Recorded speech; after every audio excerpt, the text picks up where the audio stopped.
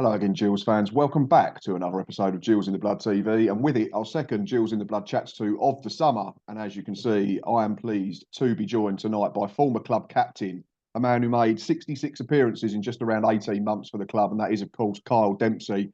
First of all, Kyle, appreciate you taking the time out of what is the start of your summer break, having unfortunately lost in the playoffs just a few short days ago to Barnsley. So do appreciate that. I did leave you alone for a few days before pestering you to come and talk to me. So like I say, I appreciate your time and I hope you're well.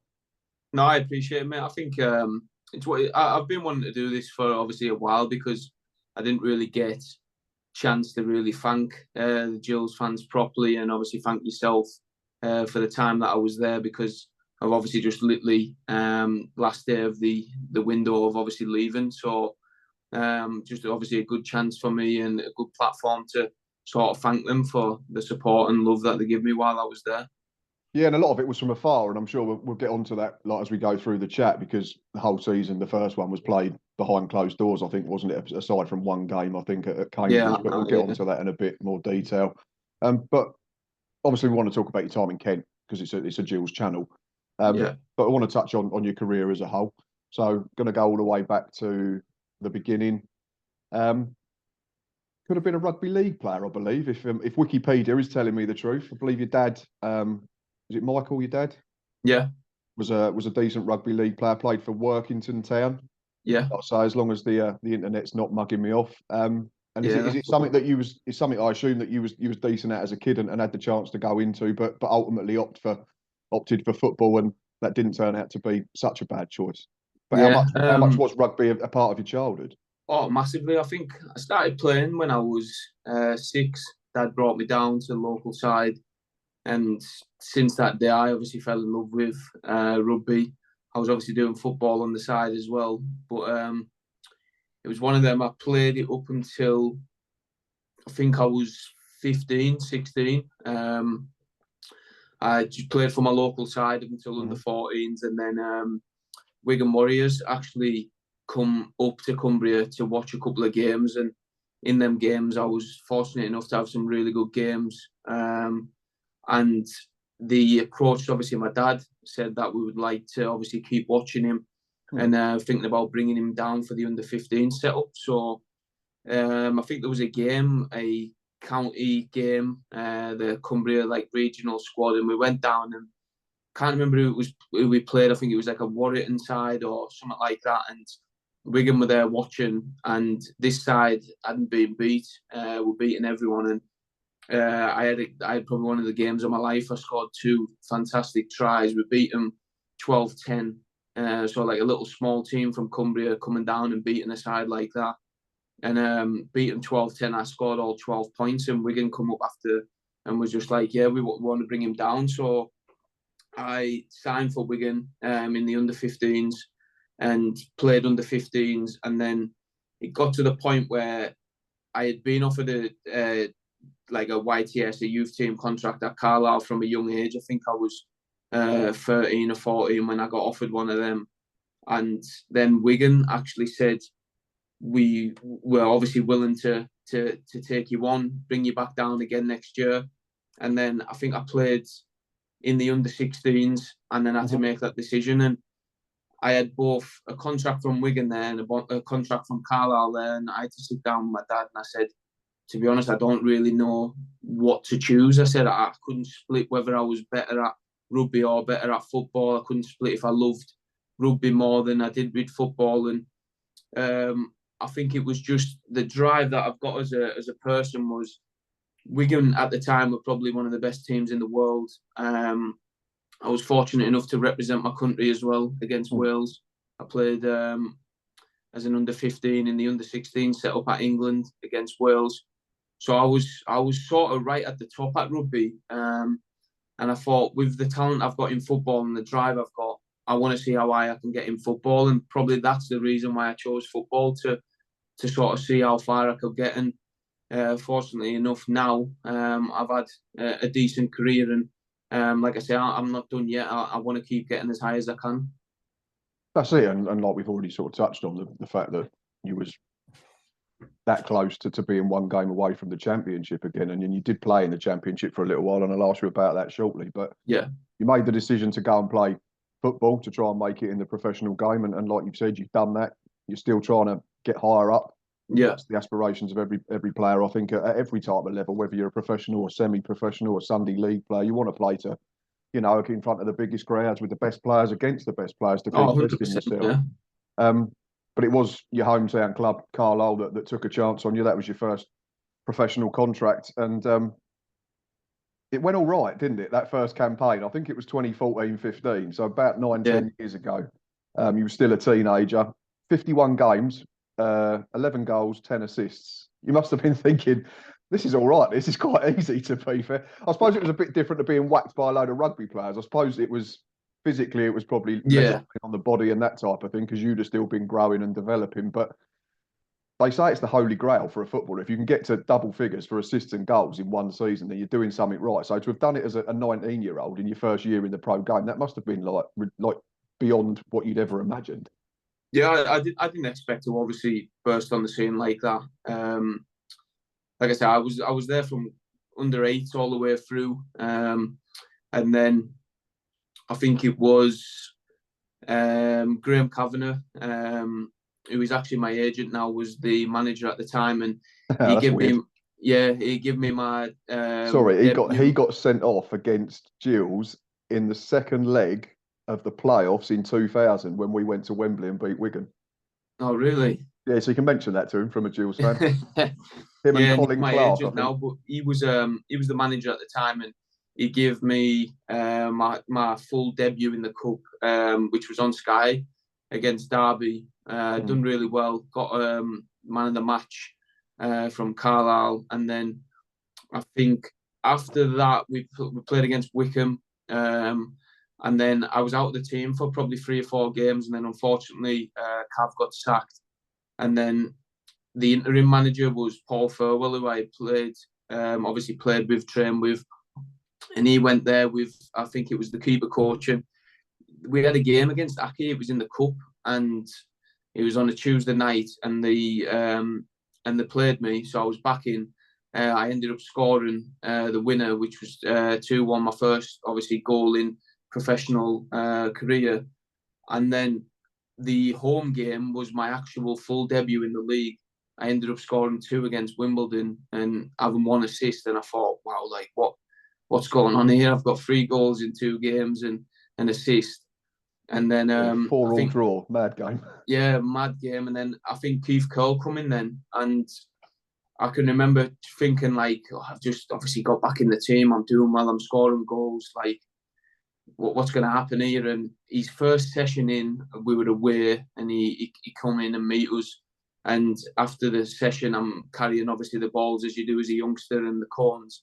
And he come up to me and was like, "What's my best player doing, carrying like the balls and the cones?" And I was like a bit like took back, because obviously his experienced lads there. I'm trying to put my name out there in footy so people know who I am, and I obviously know not many managers would knew who I was, and for him to say that probably give us that belief and confidence. And I think, I can't remember what game it was away from home, his first game in charge. He started me right back. I think we went 3-0 down, and then second half he moved me into centre mid, and I scored a brilliant solo goal where I went past about 4 or 5 and it won in the corner. And then probably from that day Mansfield, on, I think, looking at the fixtures, yeah.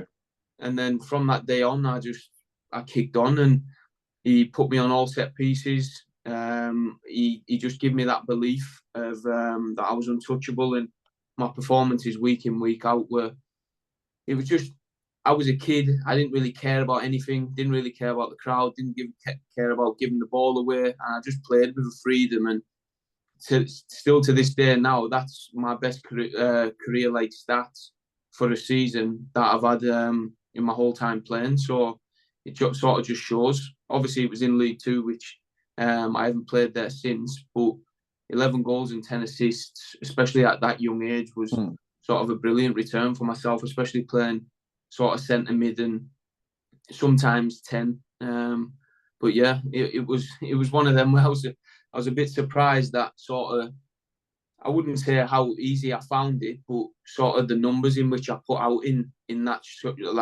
space of time with literally no experience in footy. Yeah, I mean, it's a phenomenal record, like you say, at any level. I mean, I know the game's changed from, I mean, when I was growing up in like the mid-90s, if you were looking at strikers and they were going 1 in 2, you would class them as like very top class, if not world Yeah, class. I know that's changed with the Messis and the Ronaldos and that type of thing now. But for midfielders, like we've already said, if you're going to double figures in both goals and assists, then you're clearly doing more right than you're doing wrong. yeah, Interestingly, you just said about where you was playing there, Carl, and it was something I wanted to ask because obviously in your time at Gills, we saw you play predominantly a bit deeper, I think, because we had Ollie yeah. Lee that season. I think when he came in at halfway through your first season, and like I say, we'll talk about that in more detail. But what is your best position? I mean, I'm sure you can do both. You can play as a 10, you can play as an 8. I wouldn't say you're a 6 who wants to go and get the ball off the back four all the Yeah. time, because I think you want to be one of them players that's getting into the final third. But what would you say is your best position? Because I know you've been playing. I know in a slightly different system for Bolton now. You've generally played as a 10 behind the front two. But what is your best role? I'd say it's an 8. Okay.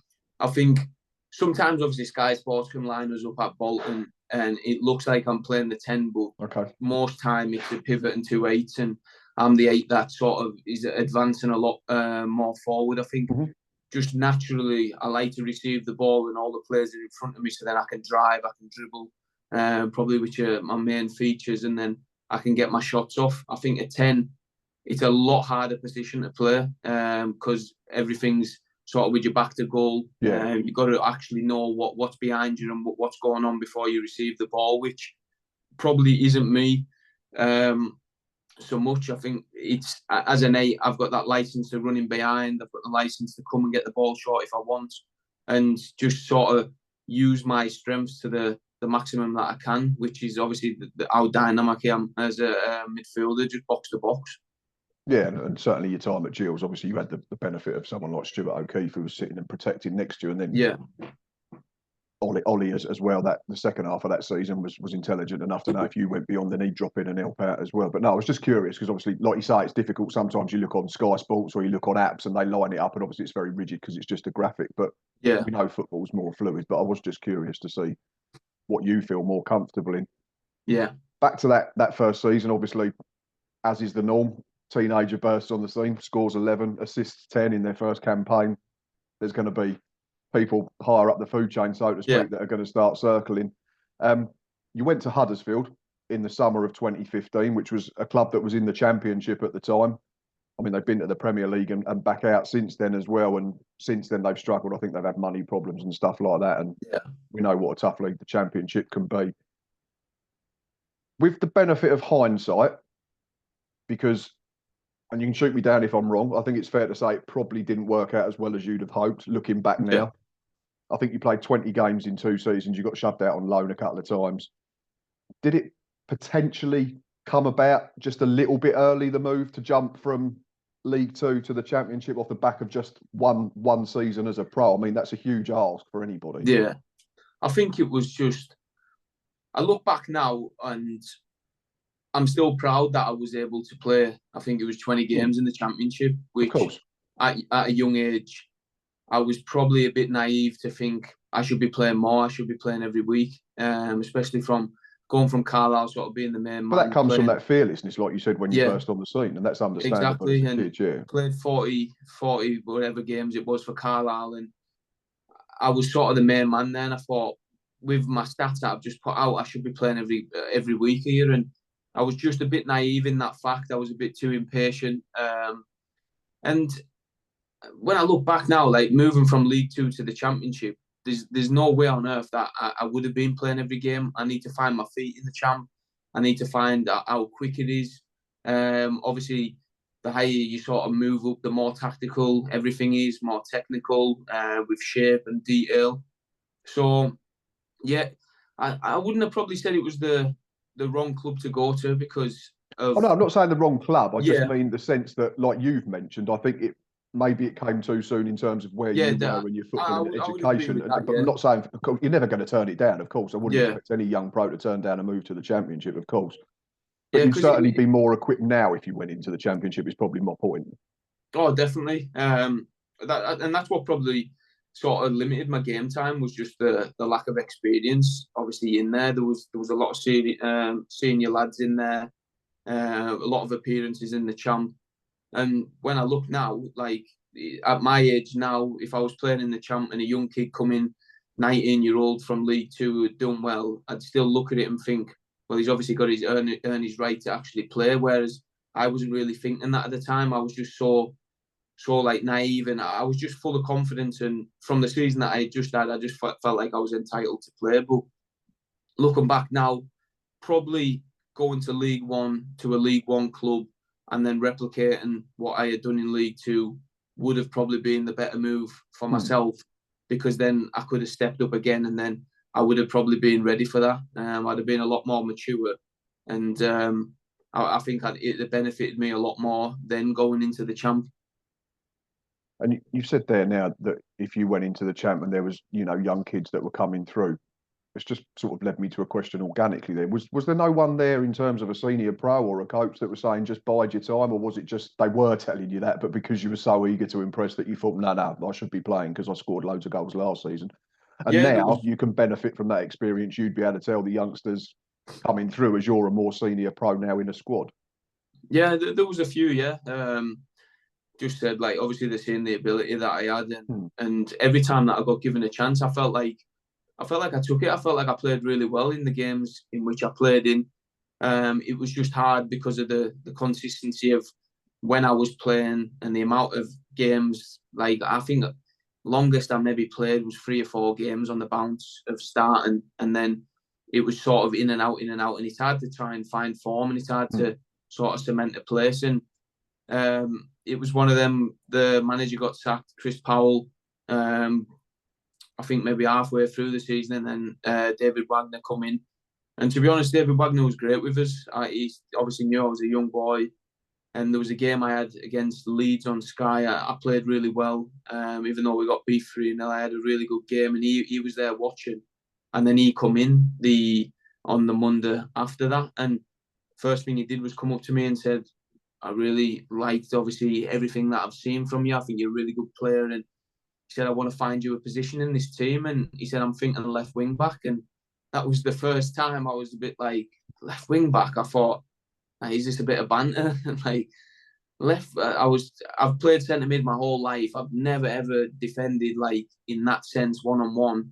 And it's not even your natural side. I mean, you could almost understand if you said right wing back, being right footed at least. But that's a big shift, isn't it? Yeah, it was a bit crazy, but obviously, him coming from Borussia Dortmund, the way he wanted to play and the detail that he wanted to play, that was the first time in my career I was a bit like, wow, this is high level stuff. And to be honest, I actually enjoyed it out there. Because of the way we played, I was like more or less a left winger. I was always in the attacking third. And first game that I had there was against Sheff Wedden. Ended up assisting and getting in team of the week, and I thought, I've killed myself here. I'm going to be playing left wing back for a while now. But I played a few games there at the start, and then I got moved back into centre mid, which was miles better for us. Yeah, of course. Like you say, if you've grown up learning a role, it's something that you want to persist with. Again, and it goes back to that first season. That playing central midfield is what earned you the move to Huddersfield in the first place. And I get that players all say, "Oh well, I'll play anywhere if I'm playing," because that's your job and that's your career and that type of thing. But to be like I say, I could almost understand if it was right wing back, but I know, a bit different. After Huddersfield, the 2 seasons, you went on loan to Fleetwood, I think it was. Fleetwood, yeah. So I think it's fair to say that you've played under some good characters in the game, and we'll talk about them in a little while. But yeah. After the loans, but I think you had a season on loan, and then aside from so I had the season at Huddersfield, played the 20 games, then had the pre-season, realised that I wasn't obviously going to be sort of featuring, and I just pushed to get myself out on loan, and I pushed as hard as I could, and then Wagner was great. To be fair, he sat me down. He said, like, these clubs have come in for you, and then obviously Uwe Rosler got in touch with me, and he sat me down, showed me exactly how he wanted me to play, showed me my old clips, and the setup there was great. And I thought, you know what, this is a club for me. And we went on that year to have sort of an overachievement year. I think we were either 3rd or 4th that year. I think it could have been 4th. We were neck and neck with Bolton all the way. I was going to say it was Bolton, ironically, and I think you scored at Priestfield, didn't you? Yeah. That was so. If I hadn't scored, Bolton had went up, and it took it to the last day of the season, and we needed to win, and Bolton needed to get beat. I'm just trying to find the table, because I remember that because that was a season we stayed up on goal difference in League One. Yeah, because that was horrendous that season. Yeah, and I think we had a good year. I think we finished fourth. I think the draw at the end of the last day of the season actually sent us into fourth, and then we ended up playing Bradford. Yeah, you finished fourth. Yeah, Bolton went up with Sheffield United, and you finished behind Scunthorpe. Yeah, only goal difference. Yeah, but I remember the game at Priestfield. I think we got back to 2-2, and then you scored the a late winner. Yeah, I think it was 94th minute. I think it was. You're all right. It's no need to rub it in. You ended up making Highbury your home then for essentially 4 years. Aside from there was a spell at the end of 18-19 where you went out on loan to Peterborough. Was that under Steve Evans? That was yeah. It was. So, and that'd be my next question. But just how did you enjoy your time at Fleetwood? Obviously, you've said it. I mean, Uwe Rosler is, like, certainly in terms of Man City, is a cult hero, a different type of hero for Man City fans because they were not a good side back in the 90s like they've got players now. But to, like you said again, to be playing for a manager who's had that pedigree in the game must have been outstanding. And Fleetwood were bloody in the noses of all these bigger clubs as well and punching well above the weight. Like you said, you must have had a great time in your 4 years overall at Fleetwood. Just sum up your time, what it was like. It was great. I absolutely loved it. Fans were incredible to me. Always showed me love and support. And in that time that I was there, we had 2 playoff runs. Unfortunately, got beat in both the semis. But like for such a little club, which is looked at as Fleetwood, we were definitely punching above our weight, and it got to the point where we were an established sort of top 6, top 10 side.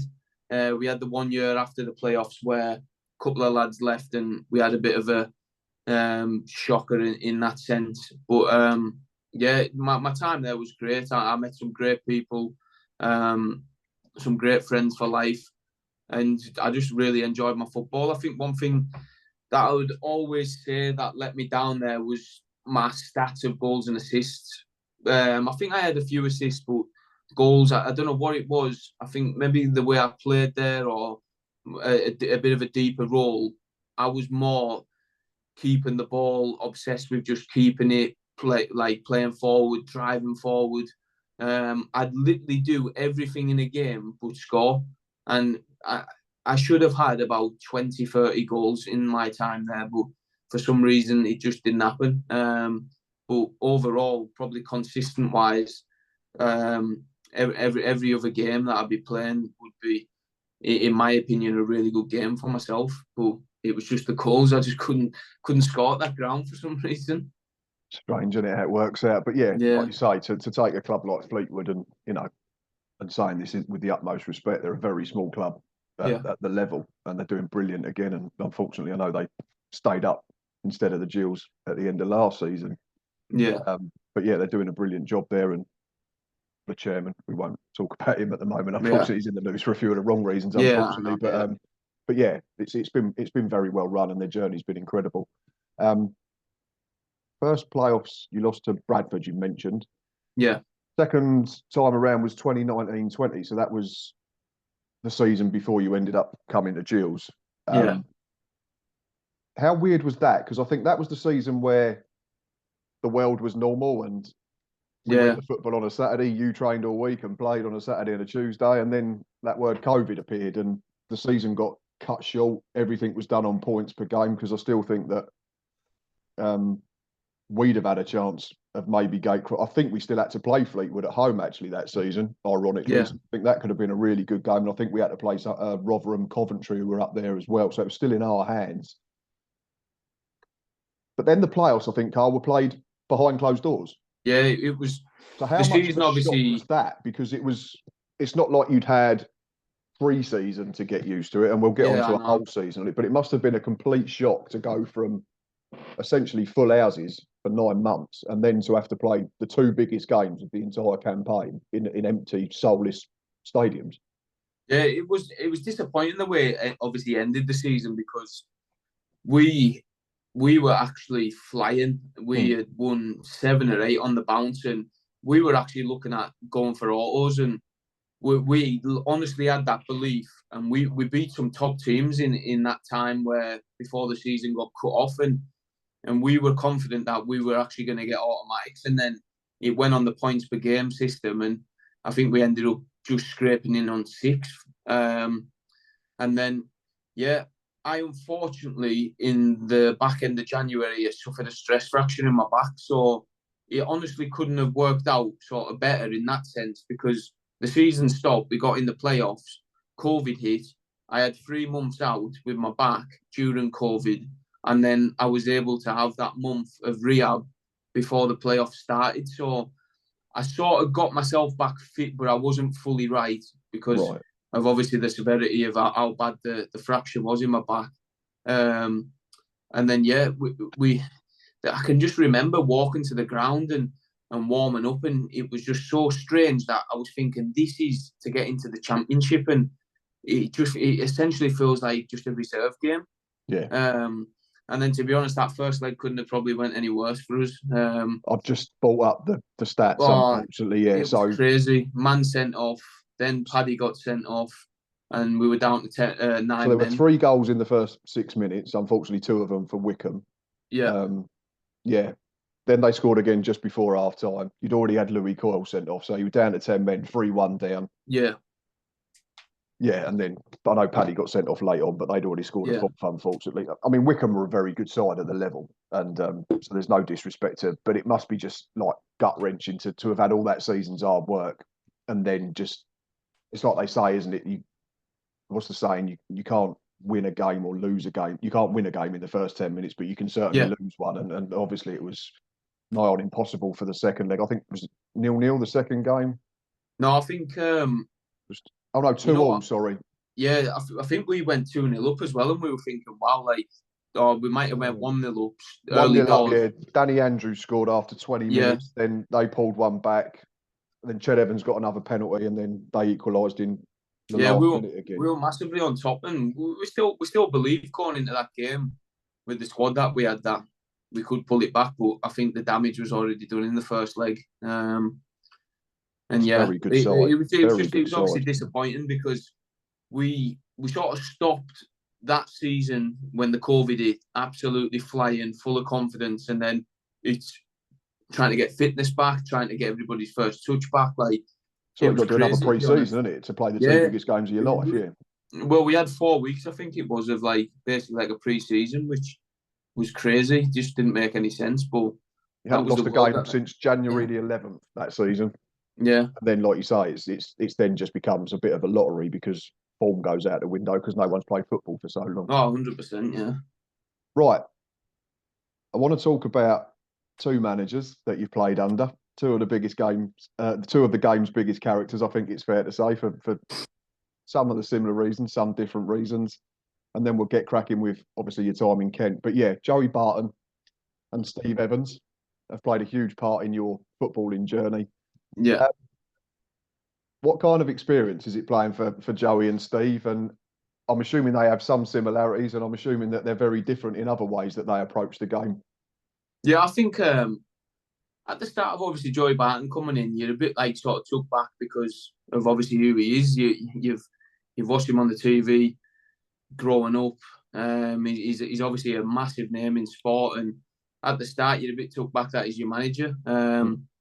Unfortunately for me, the first year I had a really good pre-season.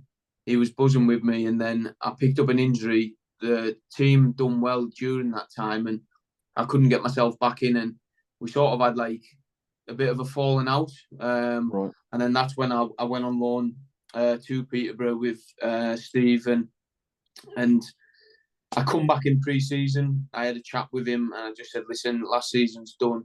I'm going to prove, obviously, that I'll be a vital part of this team. And he said, yeah, that's fine, fresh start. And then I kicked on, and I played some great stuff that year. And then from that time on, he literally played me sort of every single game. And as a manager, he's absolutely superb. Joey's his tactics, The way he shapes us up, the detail of everything was top class, and it rubbed off on us, and we were able to sort of have a really good year up until obviously the COVID hit.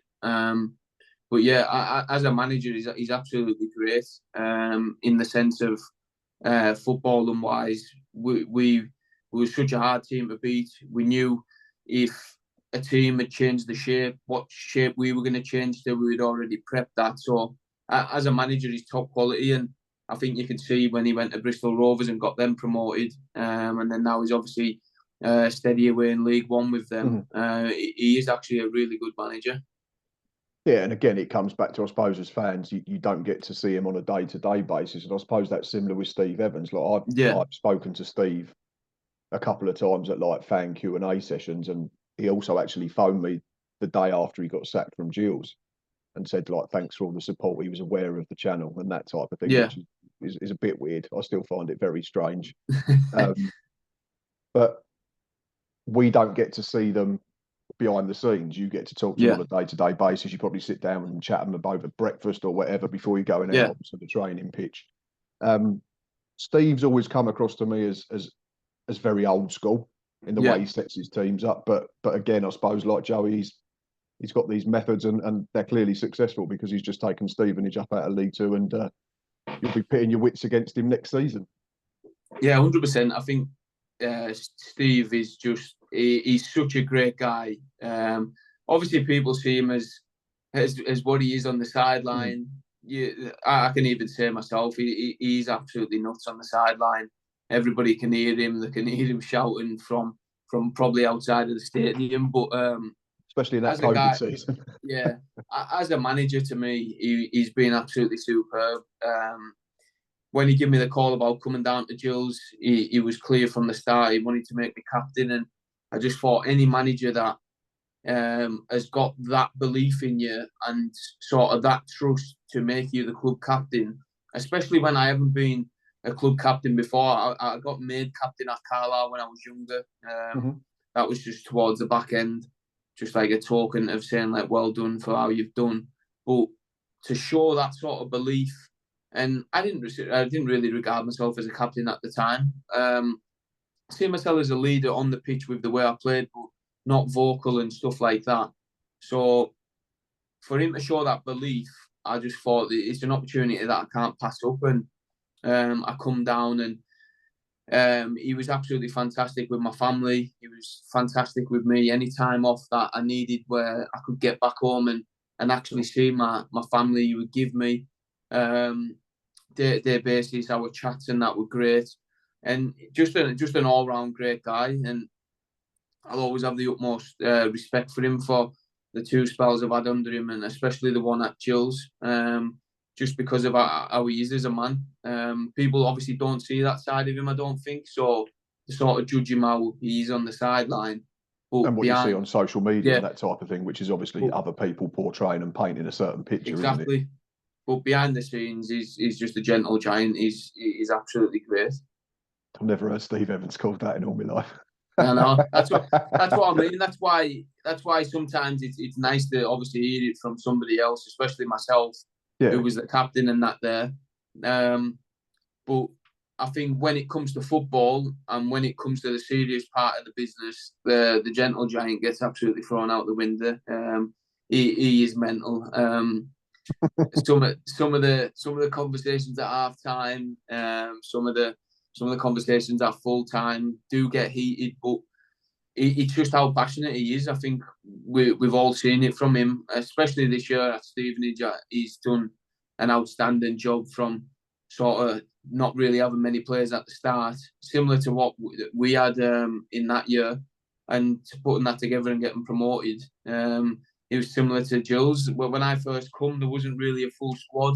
All the lads were new. All the lads were getting to know each other, and to sort of be at that top end at the very sort of defining end of the season, where we actually at a point, I think we were sixth, just showed sort of the togetherness and the group that we actually had, which was obviously built by him and sort of we just knew every time you step out on that pitch, you have to give 110%. Or the famous one where you say about Fergie with the hairdryer, you are getting that. Yeah, and I can imagine that's something that you don't want to be getting on too much of a regular basis. No, But then I spoke to Mark Byrne, who played for Steve for 6 months. Unfortunately, he had to leave because of injury. Burner, he got injured halfway through Steve's first campaign. I think it was the season before you ended up joining. And he said exactly the same. Like he said, some of the younger players didn't know how to take it and took it the wrong way, took it to heart, maybe. He said, but as a senior pro who's been around the block a few times, which I'd put you in that bracket now at 27 years of age, is that you know how to take it and you know that he's doing it as the football man, but separately there is Steve Evans, who's just the bloke. Yeah, I think that is one thing which I seen from that year was there was a couple of youngsters who were on loan who would come in, and I think that was the first time they had sort of experienced an old school manager, and I think they did struggle just because of obviously how he puts things across and sort of how like emotionally can get. I think that a few of them did crumble, and it was hard to obviously pick them back up. Obviously, he could have done it in a different way, but that's how Steve's done things, and that's how he gets the best out of players. But I think definitely for a few who maybe if you can see the characters aren't as obviously like what sort of you had in our dressing room with obviously Verdane and Jordan, Macker and me, Stu, Ollie. We can all take that because we've experienced it before. But as a youngster and different characters who are quiet, probably could have went just a little bit toned down on them. Yeah, there was a few youngsters, I think, first half of the season that then we didn't see much of second half, did we? I think there was the lad from Celtic, Scott Robertson, who didn't really settle. I think there was the two lads from Arsenal didn't really settle. Was it? Who was the defence? Zach Medley, weren't there? And there was Trey Corlett. I thought Trey Corlett's a really good player, but again, it was just consistency and that type of thing. But that's the reason they go out on loan, I guess, isn't it? Because they're trying to learn the game, and we've all been there. We've mentioned the playoffs, having played essentially 90% of a season for Fleetwood and then having to try and deal with empty stadiums. Yeah. How much getting used to did it take, Carl, to do it for a whole campaign? Because obviously the game restarted. I remember there was that period where everybody was a fan of the Bundesliga because there was no other football available. So everyone suddenly had a German team. But then obviously football in England came back, but it became quite clear that everything was going to have to be done on iFollow and the TV, that type of thing.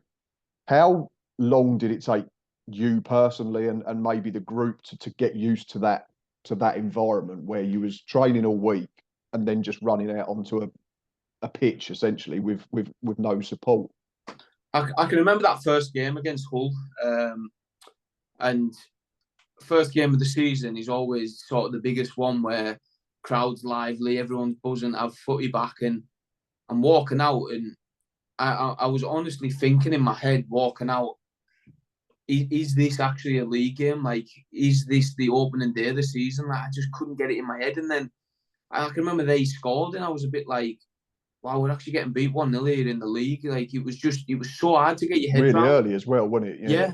And especially with, obviously, I played in the playoffs, but that was a bit different. It was just like, because that was the first league game of the season, we were a bit like, as a team, you're looking around and they didn't really like hardly celebrate, and you could hear the manager a lot more from the side. You could hear a lot more things going on from like obviously the players, and I think it did take a good 3 or 4 games to actually get used to and be a bit like, what is this? But I think unfortunately for me, I actually ruptured my ligament in my ankle in the first game against Hull, which put me out for I think 6 weeks. So for me, it obviously, even when getting back fit, it obviously took me a bit of a time to still get used to it because I was sat on the sideline still.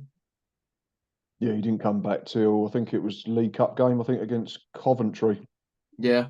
And then ironically, then Stuart O'Keefe got a bad injury as well, didn't he? So that first half of the season, we didn't actually get to see you play together. Yeah.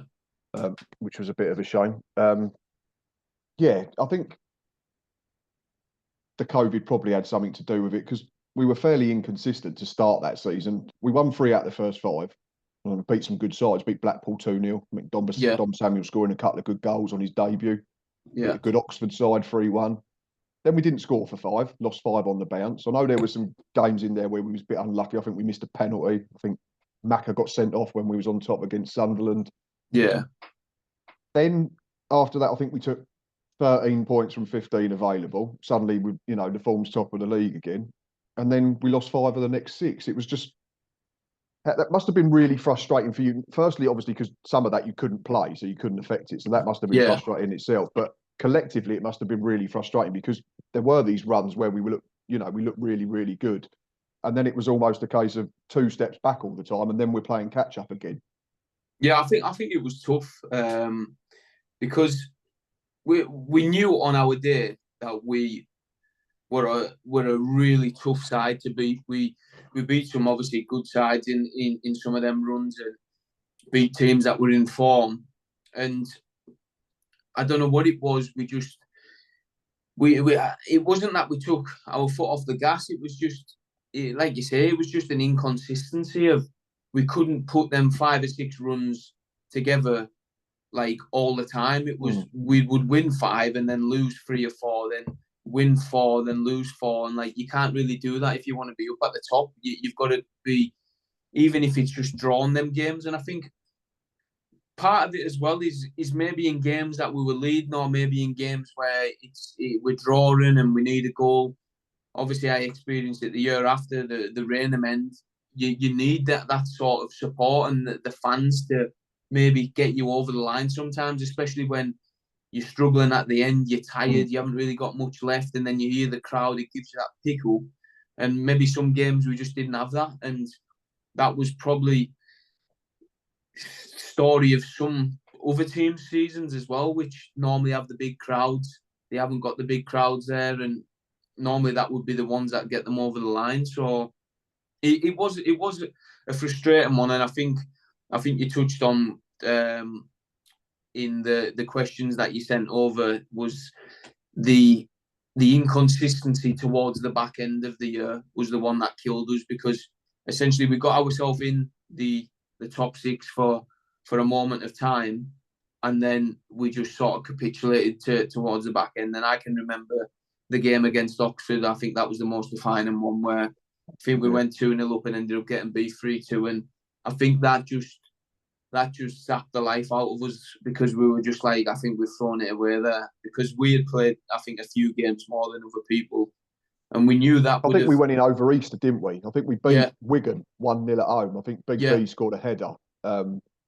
Rubbish game, if I can remember rightly, but we got ourselves over the line. Yeah, and I think we went in, but I think there was teams that had played 2 or 3, even 4 games less than us, because the fixtures were all skewed, weren't they, all season? Yeah, because some teams were getting COVID still, and it was a bit crazy.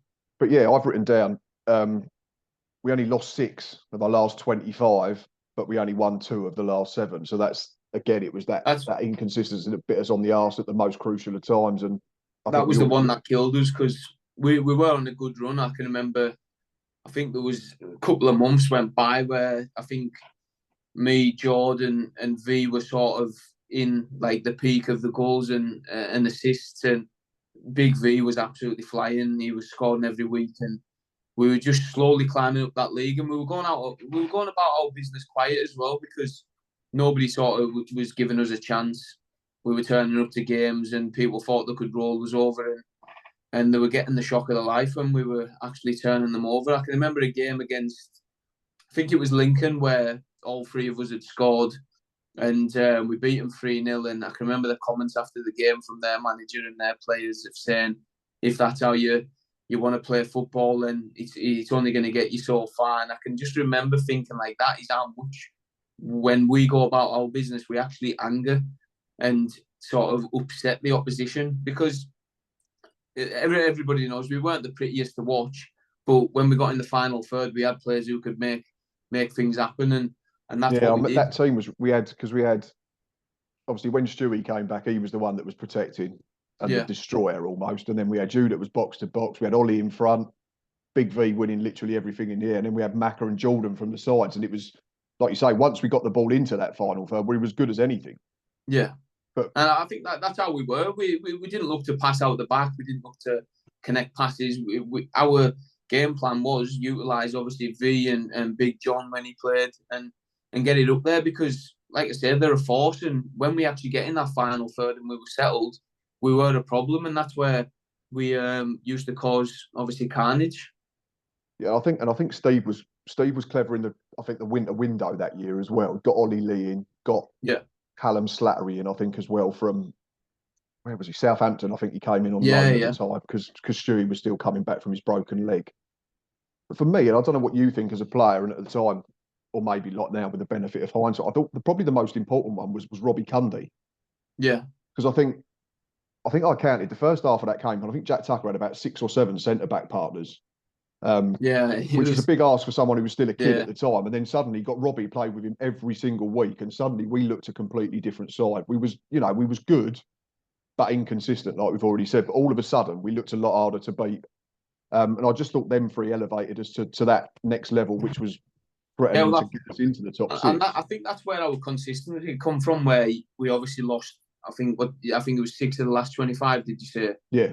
And I think there wasn't many chop and changing going on during that time. We had I think we only used about 14 players, didn't we, or something ridiculous? Exactly. Yeah. So we knew exactly what we were going to do on the pitch. We knew we had relationships on the pitch, and I think it was starting to pay off, and you could see that. And I think that's probably one thing that let us down that year is we didn't have that consistent team throughout the whole year. And then probably when you look at it, using only just them 14 players in them last 25 games, players are going to get tired. Players are going to be fatigued. Catching us out, yeah. And I think towards the back end, you could sort of see a couple of us were out on our feet.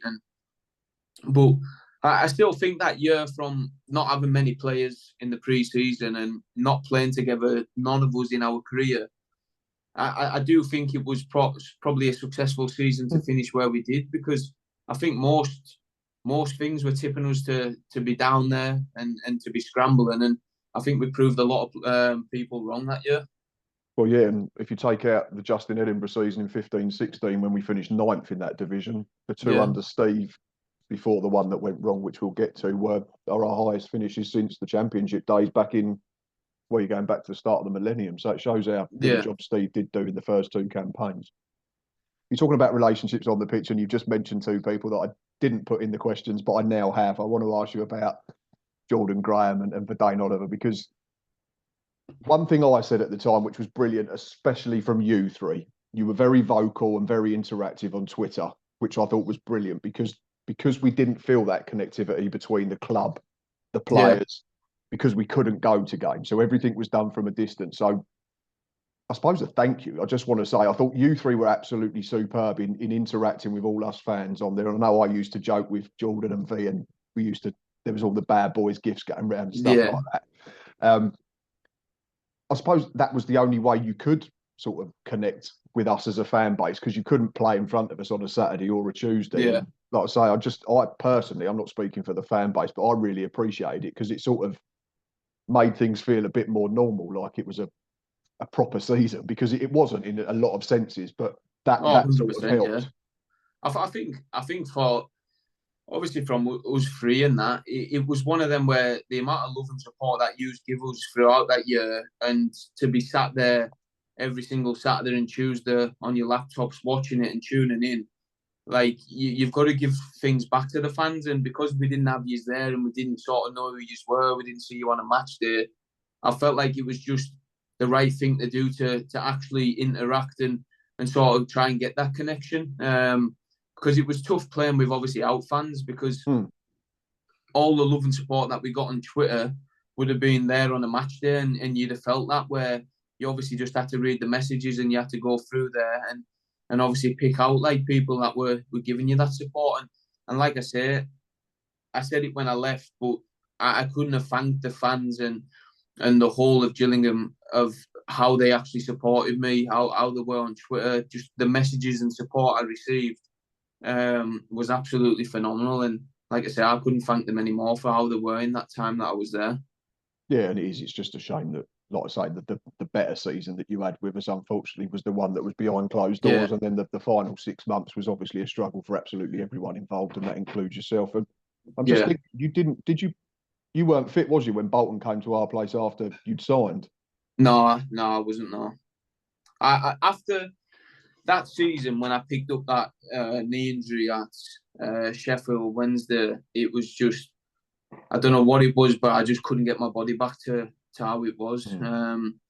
I was picking up like hamstrings, calves, groins, and I just wasn't fit, and I knew I wasn't, and I just couldn't get that run of games. I couldn't get that consistency of my body. It was just as if my body was just letting me down, and like I say, it was when I come back from the injury, it was so hard to sort of get straight back in and get to where I was the season before, because it was impossible, because my body just wouldn't allow me to do it.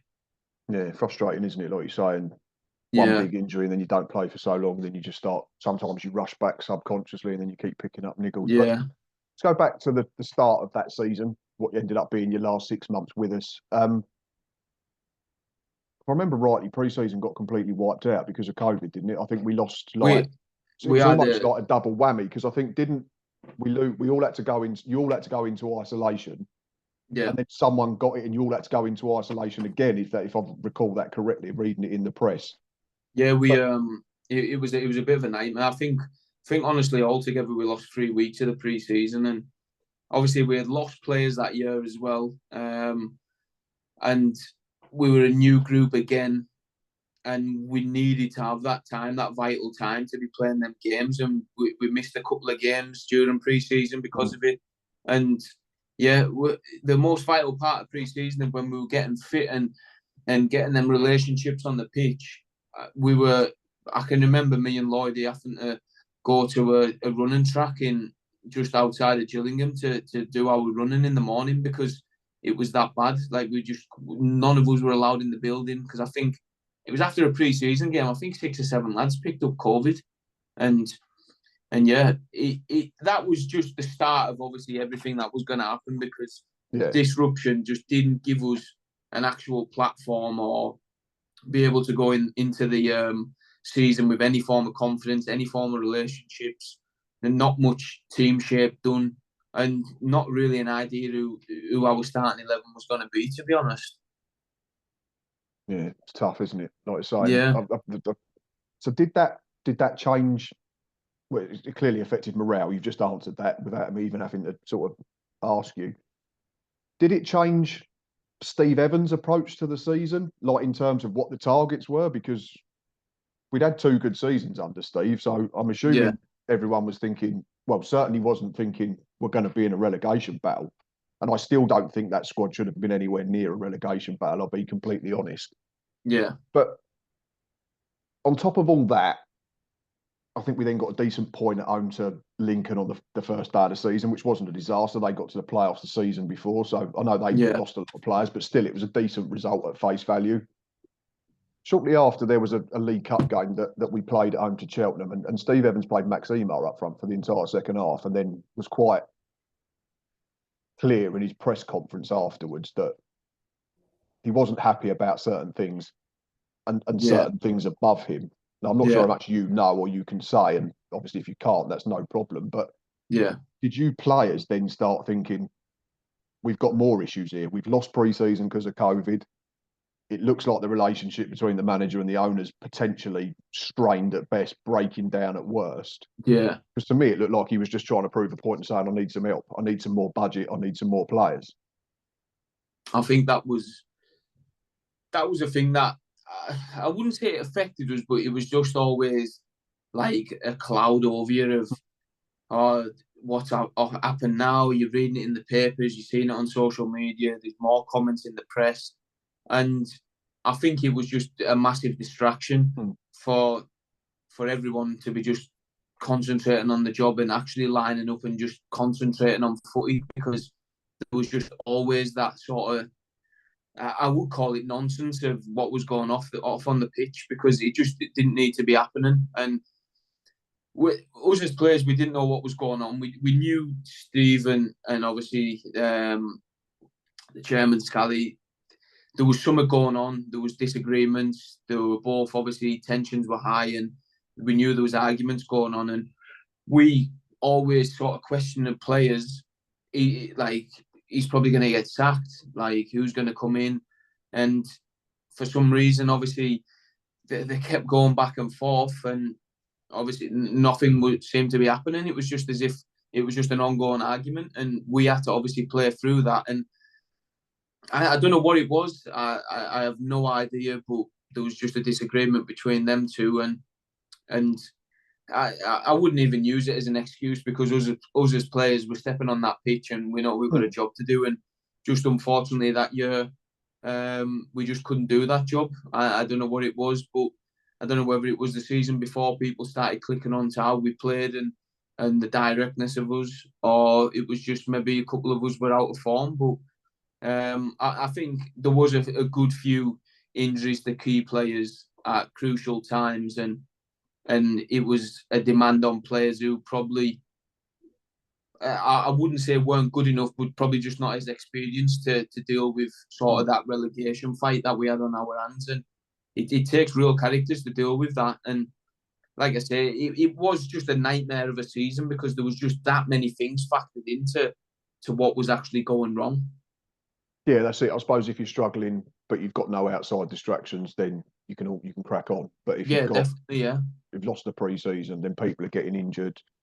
You don't know whether this game's still going ahead because of COVID or whatever, because it was still lingering even then. And then you've got the chairman and the manager digging each other out in the press on a regular basis. I guess it does become difficult, and it always comes back to this thing which I always like to say, is that we have to remember that you boys are human at the end of the day. You're just people. I know you're in a privileged position, and you're lucky enough to do something that you love doing for a career, and we understand that, but it still doesn't come without its stresses and that type of thing.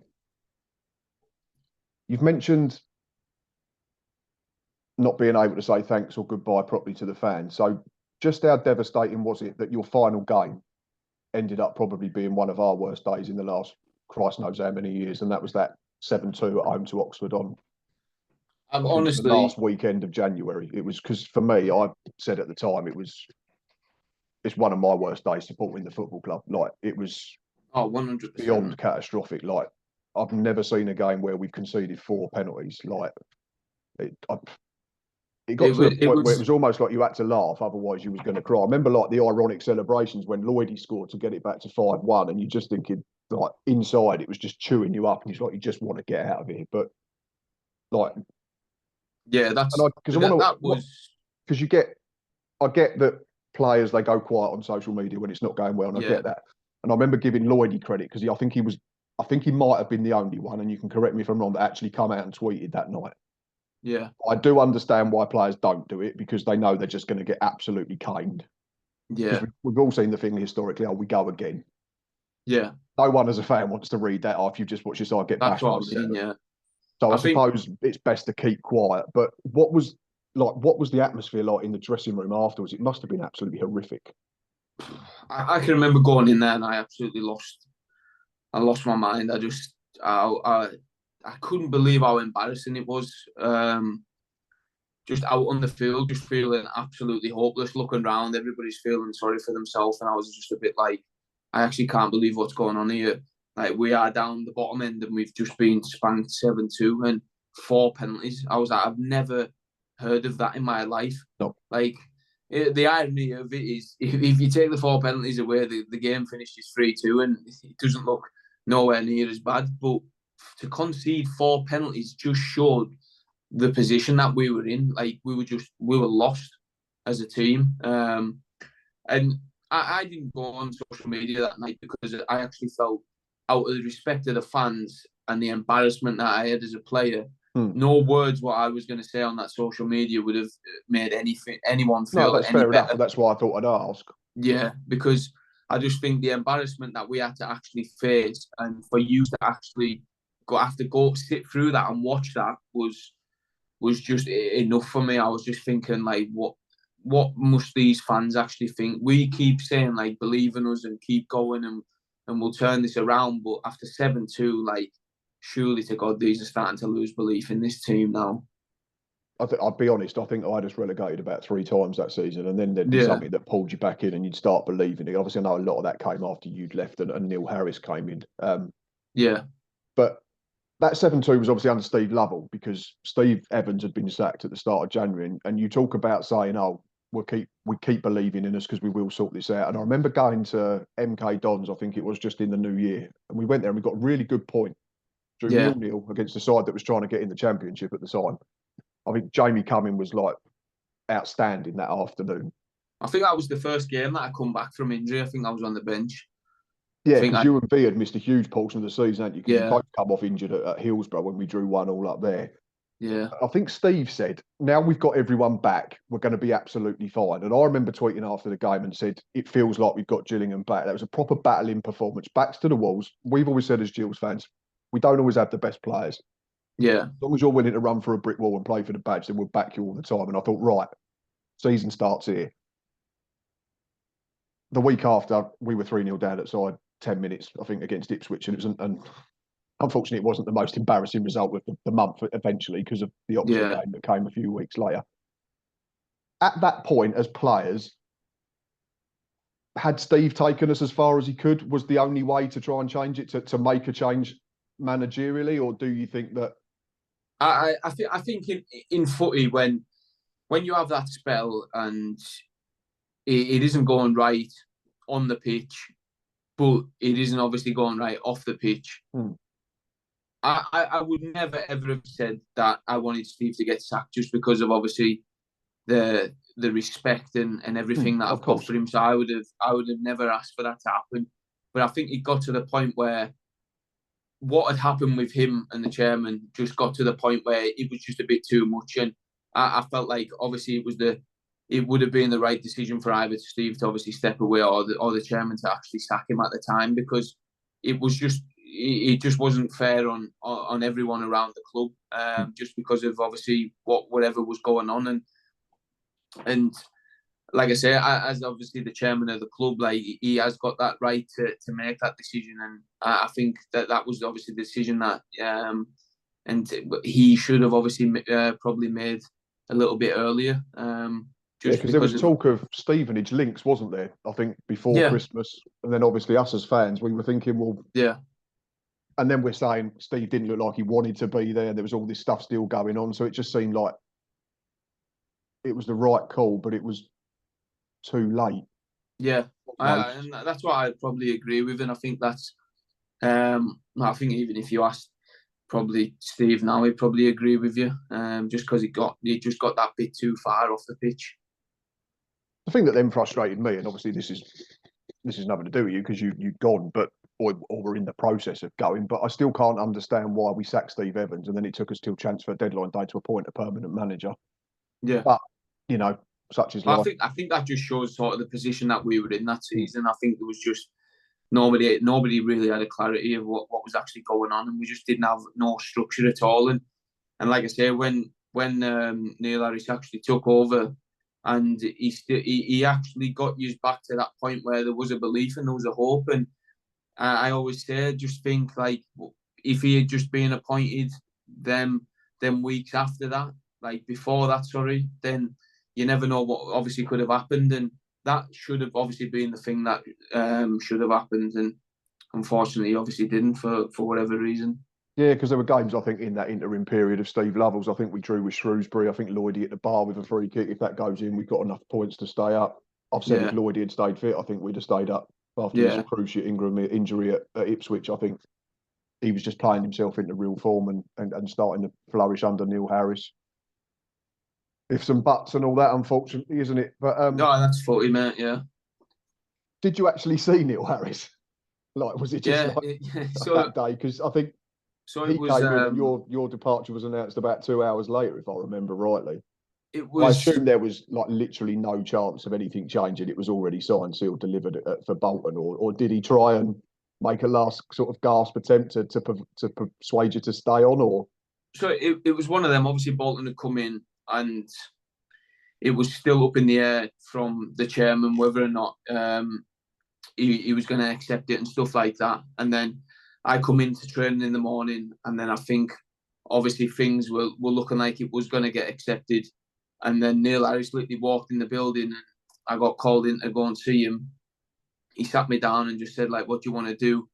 And I just obviously expressed that I think it's a move for myself in how Bolton are going as a club, the vision that they've got, the football in which they play, and the fact of obviously my family. I said I've been away from my family for a long time now. I'm not obviously a southern guy. I'm a northern guy, and for me to move back up there, everything just sort of points in the right direction. And I just said, like, I would obviously like to go there. And he just said, listen, that's absolutely fine. Like, obviously, I would love you to stay and be part of this. But he was like, I'll allow you to do that. And I wish you all the best. And that's the conversation that we had. And I thanked him for that. And then that's when I made my way up to Bolton. We'll never know. We will never know. But I know. We obviously mentioned right at the top of the show, Carl, about the disappointment of Bolton this season. Obviously, no one likes to lose in the playoffs. Yeah. No one likes losing, full stop. But I think it's fair to say, and I think most Gills fans would admit that as well, that you made the right decision. You went. I know your first sort of 6 months was tough. You was not fully fit. You've already said that. But yeah. Finished 9th last season. You then kicked on again this season. You got in the playoffs. It's ended, you know, how no Bolton fan wanted it to end and how no Bolton player wanted it to end. But then on top of that, you also had the, what's it called now? The Papa John's trophy. Oh, the Papa John's. Goal and an assist in the final in a 4-0 win against the side that ended up winning League One. So, yeah, I suppose if someone had offered you that and said this is going to be your first 18 months back up north, you'd have taken it, surely. Yeah, I think so. I think for me, like you said, the first couple of months was, especially obviously after I'd signed, was tough because I just could not get fit. I was constantly injured. When I was playing, I'll even be honest, I was rubbish, to be honest. I had Bolton fans tweet me and were like, because they'd be like, oh, what's he like? And I'd be like, oh yeah, he's box to box, full of energy, he's 2 good feet, he score a goal, we pick a pass. Yeah. And then they were coming back to me about a month later and they were like, oh, you told us he was meant to be doing this. And I was like, I'm really sorry. It's like, yeah, it was my fault. I was so out of form. Confidence had gone, and I just thought I need a pre-season. Had pre-season, come back fully fit, and then second game of the season, but my first game, scored a brace against Wickham, and I thought, here we go, I'll kick on now, and yeah, I think as a whole, probably since the turn of the new year, that it's up there with the best I've actually probably played in my career. Obviously, probably stats wise, I could do a lot better. I think I've had like 6 goals, 4 assists, or something like that. But as a whole, performance wise, just everything of winning balls, driving with the ball, scoring, obviously assists, the big moment at Wembley with that performance. A header as well, wasn't it?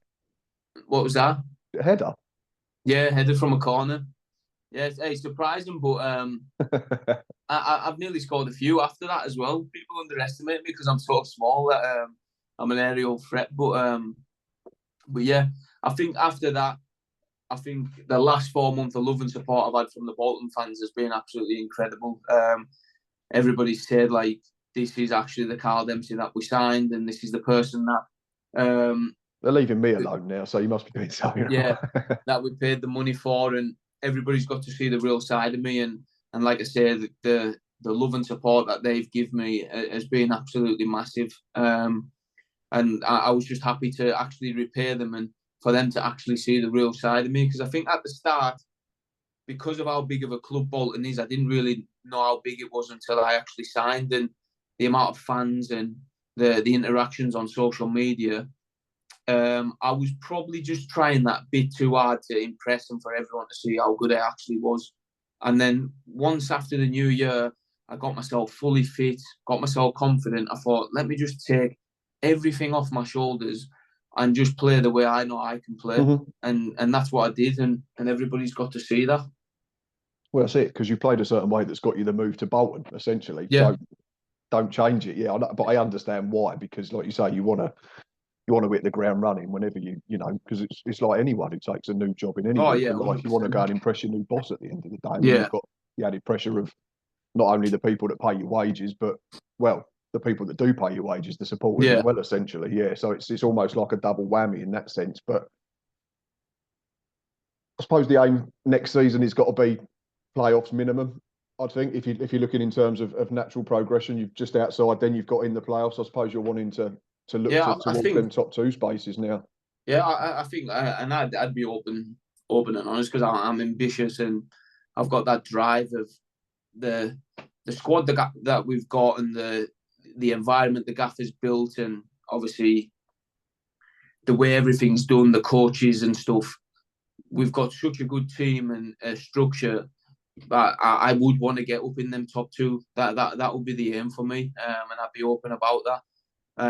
Obviously, top six. If that doesn't happen, then you obviously do want to get in there, and you want to make a sort of redemption of what's happened this year in the playoffs. But yeah, I like I say, how good we are as a team on our day, and if we can just have that consistency of the performances when we're actually on our day all the way throughout the year, then I think we'll be absolutely fine, and we should have a really successful season coming up. Well, no, certainly keep an eye out on your results. I tend to try and do that for a lot of the former players, and Yeah. it's been a real pleasure, mate. So all I can say is thank you. I've really enjoyed it. No, like I say, I think it's a platform that I've been wanting to get on, and just thank everybody for sort of the time when I was at Gills. I absolutely loved it there. I loved where I lived, and just everything about the club was absolutely great. The fans, from the very start until the very end, were outstanding with us. And like I say, I check the results every single week. I check how Gills are doing, and I hope next year, especially with now obviously the new owners and the way that he's actually ended the end of the season, I do hope that you get that either the title or just automatics and get yourself back in League One. That's what I can only hope. But like I say, Yeah, I'd just like to thank everyone at Gills for the time that I was there. No, we enjoyed watching you. Like I say, unfortunately, too much of it was from afar, but we all Yeah, appreciate you. Well, I certainly do, and I'm sure 99% of the Gills fans do appreciate everything that you did. And we know it was tough for everyone that second campaign, and it didn't end yeah, up any of you wanted it. But that's life and that's football, unfortunately, isn't it? But yeah. Gills fans, if you've stuck with us until this far, Carlisle fans, Bolton fans might be watching. Thanks for watching. Thanks for listening. Please keep doing all that you do, retweeting, subscribing, and doing all that. I will put Carl's details. He's on Twitter. He's on Instagram. Go and give him a follow on both. He interacts. He's really good at doing stuff like that, which is great fun. These videos are in association with Art of Football. Website is in the description as well. Retro hats, bucket hats, hoodies, jumpers, all that. Go and have a look on there for every club. They've got some brilliant stuff. Be back shortly, hopefully for some more Gills in the Blood chats too throughout the summer. Then we'll start thinking about new signings, hopefully reporting on new signings. But until next time, up the Gills.